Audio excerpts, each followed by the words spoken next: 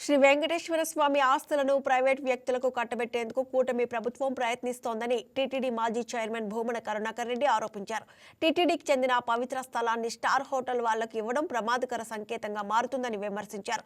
దేవుడు ఆస్తుల్ని కాపాడుకోవాల్సిన బాధ్యత ప్రజలపై ఉందన్నారు. అలాగే ఎర్రచందనం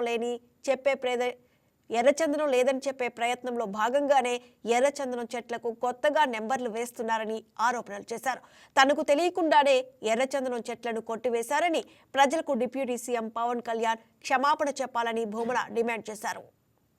సంఘాల నిరసనను దృష్టిలో ఉంచుకునైనా చంద్రబాబు నాయుడు గారు ఇప్పటికైనా కూడా ఆ ప్రతిపాదనను విరమించుకోవాల్సిన అవసరం ఉన్నది. పట్టుదలకు పోయి మేము విమర్శిస్తున్నాము కాబట్టి హిందువులకి వెంకటేశ్వర స్వామికి ద్రోహం చేసేటువంటి పని చేయవద్దని విజ్ఞప్తి చేస్తున్నాం. ఎన్ని వందల వేల కోట్ల రూపాయలు పోసినా దొరికేటువంటిది కాదు.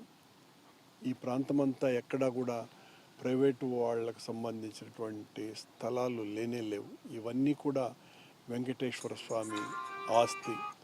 ఈ పక్కన వెటర్నరీ కాలేజీకి కానీ వెంకటేశ్వర కాలేజీకి కానీ. ఈ వీడియో మీకు నచ్చినట్లయితే లైక్ చేయండి, షేర్ చేయండి, మా ఛానల్కి సబ్స్క్రైబ్ చేయండి.